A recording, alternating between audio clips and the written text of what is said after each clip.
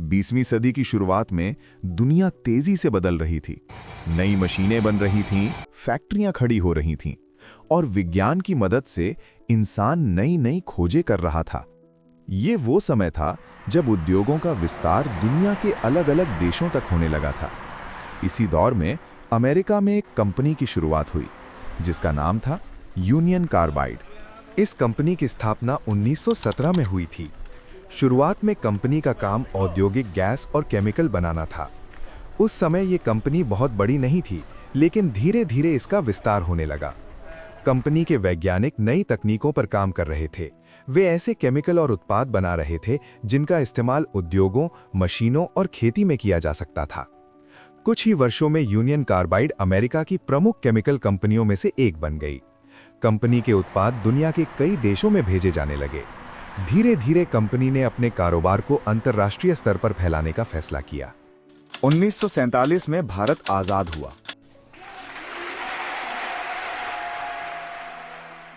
आजादी के बाद देश के सामने सबसे बड़ी चुनौती थी विकास। देश को उद्योगों की जरूरत थी। कृषि को बेहतर बनाने के लिए नई तकनीकों की जरूरत थी। सरकार चाहती थी कि देश में नई फैक्ट्रियां लगे ताकि रोजगार बढ़े और अर्थव्यवस्था मजबूत हो।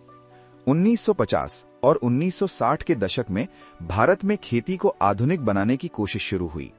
इस दौर में कीटनाशकों और कृषि रसायनों की मांग तेजी से बढ़ने लगी। इसी अवसर को देखते हुए यूनियन कार्बाइड ने भारत में अपना व्यापार शुरू करने का फैसला किया। भारत में कंपनी की एक शाखा बनाई गई जिसका नाम था यूनियन कार्बाइड इंडिया लिमिटेड। ये कंपनी भारतीय बाजार के लिए कीटनाशक और कृषि रसायन बनाने वाली थी।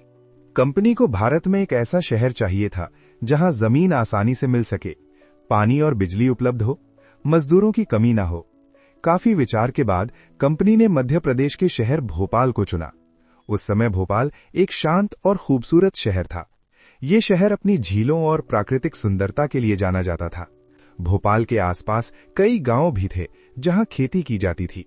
सरकार को लगा कि अगर यहां फैक्ट्री बनेगी तो इलाके का विकास होगा, इसलिए कंपनी को यहां फैक्ट्री बनाने की अनुमति दे दी गई।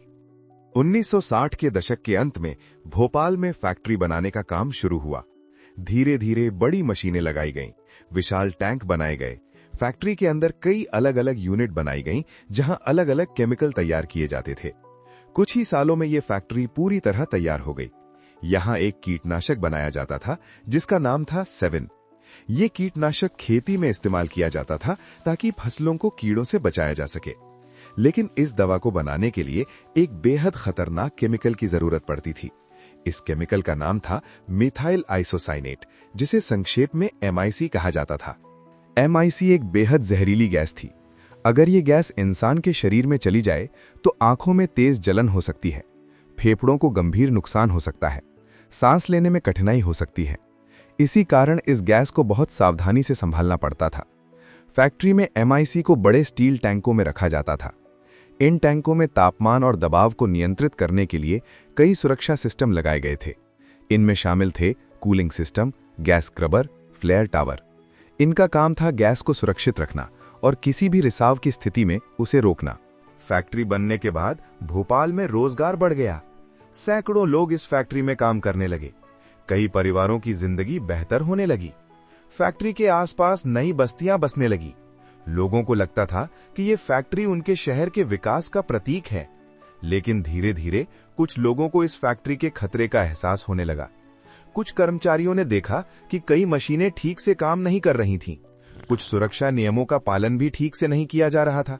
लेकिन उस समय इन बातों पर ज्यादा ध्यान नहीं दिया गया।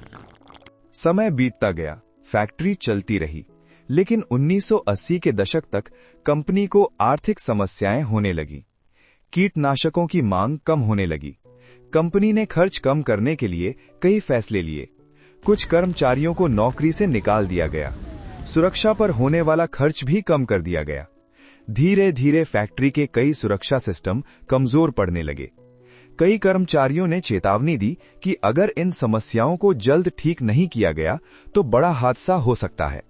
लेकिन उस समय किसी ने कल्पना भी नहीं की थी कि आने वाली एक रात पूरी दुनिया को हिला देगी। वो रात इतिहास में हमेशा के लिए दर्ज होने वाली थी। एक ऐसी रात जब एक शहर की जिंदगी हमेशा के लिए बदलने वाली थी। 1970 के दशक के आखिर और 1980 के दशक की शुरुआत तक भोपाल की वो फैक्ट्री शहर का एक सामान्य हिस्सा बन चुकी थी। लोग रोज सुबह काम पर जाते थे, फैक्ट्री की सायरन बजती थी और मजदूर अपनी अपनी शिफ्ट में काम करने लगते थे। कई परिवारों की जिंदगी इस फैक्ट्री पर निर्भर थी, लेकिन धीरे धीरे हालात बदलने लगे। समय के साथ खेती में बदलाव आने लगे थे। कुछ नए कीटनाशक बाजार में आने लगे थे और कई किसान पुराने कीटनाशकों का इस्तेमाल कम करने लगे थे। इसका सीधा असर पड़ा यूनियन कार्बाइड की बिक्री पर। कंपनी को महसूस होने लगा कि भोपाल की फैक्ट्री उतना मुनाफा नहीं दे रही जितनी उम्मीद की गई थी। कंपनी के अधिकारियों ने खर्च कम करने के तरीके ढूंढने शुरू किए। सबसे पहले कर्मचारियों की संख्या कम की गई। कई अनुभवी कर्मचारियों को नौकरी से निकाल दिया गया।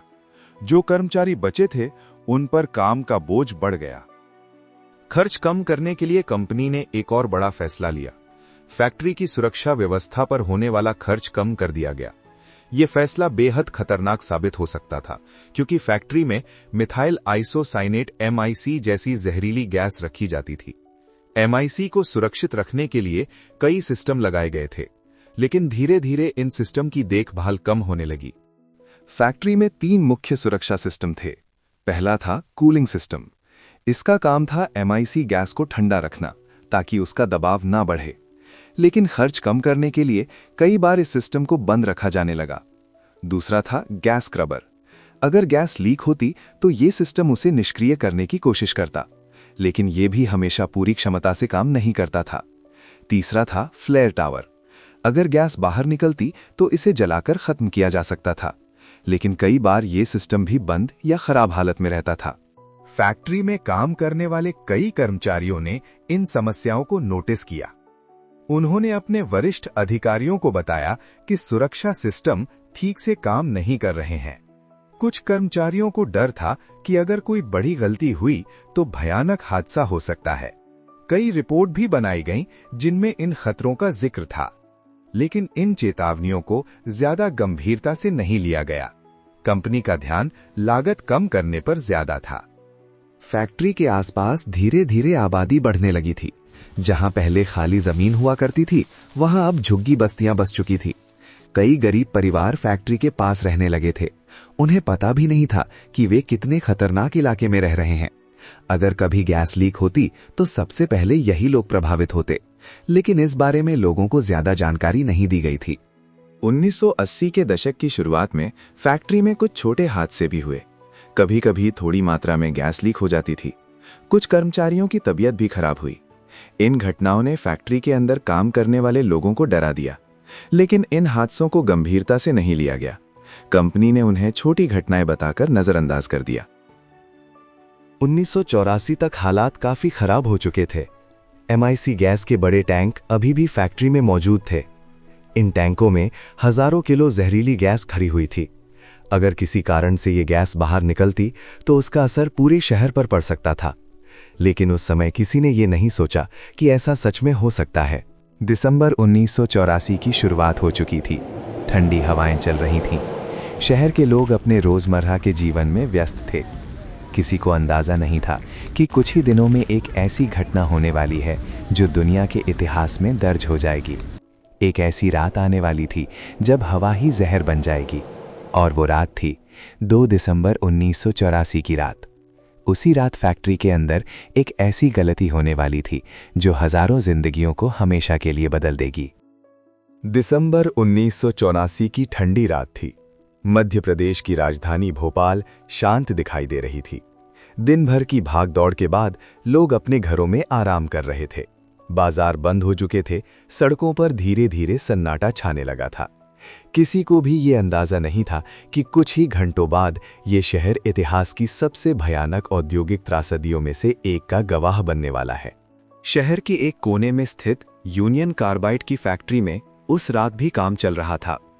रात की शिफ्ट में कुछ कर्मचारी अपने अपने काम में लगे हुए थे। फैक्ट्री के अंदर कई बड़े टैंक मौजूद थे जिनमें खतरनाक केमिकल रखे गए थे। इनमें से सबसे खतरनाक केमिकल था मिथाइल आइसोसाइनाइड MIC। ये गैस बेहद जहरीली थी और इसे विशेष सावधानी से संभालना जरूरी था। फैक्ट्री के एक हिस्से में 3 बड़े टैंक मौजूद थे जिनमें MIC गैस भरी हुई थी। इन टैंकों में से एक था टैंक E610। उसी टैंक में उस रात लगभग 40 टन MIC गैस मौजूद थी। 2 दिसंबर की रात करीब 10 बजे के आसपास फैक्ट्री के कुछ कर्मचारी पाइपलाइन की सफाई का काम कर रहे थे। ये एक सामान्य प्रक्रिया थी जिसमें पाइपों को साफ करने के लिए पानी का इस्तेमाल किया जाता था। लेकिन इसी दौरान एक गंभीर गलती हो गई। सफाई के दौरान पानी उस पाइपलाइन से होकर उस टैंक की ओर बढ़ने लगा जिसमें MIC गैस भरी हुई थी। सामान्य स्थिति में पाइपलाइन में ऐसे वाल्व होते हैं जो पानी को टैंक तक पहुंचने से रोकते हैं, लेकिन उस समय कई सुरक्षा वाल्व ठीक से काम नहीं कर रहे थे। धीरे धीरे पानी टैंक के अंदर पहुंच गया। जैसे ही पानी MIC गैस के संपर्क में आया, टैंक के अंदर एक खतरनाक रासायनिक प्रतिक्रिया शुरू हो गई। ये प्रतिक्रिया बहुत तेज थी। टैंक के अंदर तापमान तेजी से बढ़ने लगा। कुछ ही मिनटों में तापमान 200 डिग्री सेल्सियस से भी ऊपर पहुंच गया। इसके साथ साथ टैंक के अंदर दबाव भी तेजी से बढ़ने लगा। टैंक के अंदर उबलती हुई गैस जोर से फैलने लगी। रात करीब 11:30 बजे कुछ कर्मचारियों ने टैंक के दबाव मीटर में असामान्य बदलाव देखा। मीटर दिखा रहा था कि टैंक का दबाव तेजी से बढ़ रहा है। शुरुआत में कर्मचारियों को लगा कि शायद मीटर खराब है, लेकिन थोड़ी देर बाद उन्हें महसूस हुआ कि स्थिति सच में गंभीर हो रही है। उन्होंने तुरंत वरिष्ठ अधिकारियों को इसकी सूचना दी, लेकिन तब तक बहुत देर हो चुकी थी।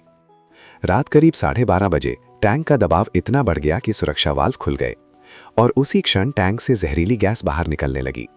MIC गैस तेजी से हवा में फैलने लगी।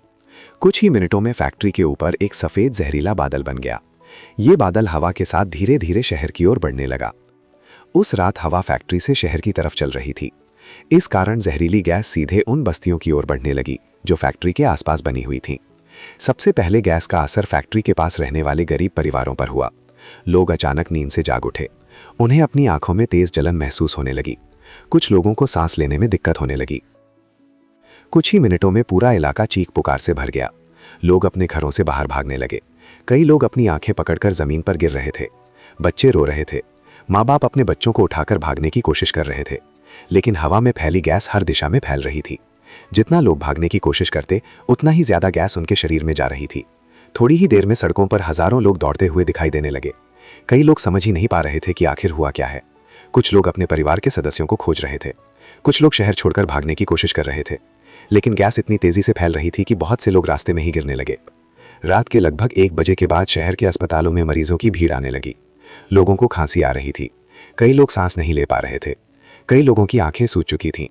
डॉक्टरों को समझ नहीं आ रहा था कि ये कौन सी गैस है और इसका इलाज कैसे किया जाए। अस्पतालों में अफरा तफरी मच गई। रात से सुबह तक का समय बेहद भयानक था। हजारों लोग गैस के कारण गंभीर रूप से बीमार हो चुके थे। कई लोग अपनी जान गंवा चुके थे। सड़कों पर इंसानों के साथ साथ जानवरों के शव भी पड़े थे। पूरे शहर पर जैसे मौत का सन्नाटा छा गया था। सड़कों पर सन्नाटा था। कई जगह लोगों के शव पड़े हुए थे। अस्पतालों में मरीजों की लंबी कतारें थीं। पूरी दुनिया को धीरे धीरे पता चलने लगा कि भोपाल में We are receiving confirmation of a catastrophic industrial accident in Bhopal, India. Early ये घटना इतिहास में दर्ज होने वाली थी। एक ऐसी त्रासदी जिसे दुनिया हमेशा याद रखेगी।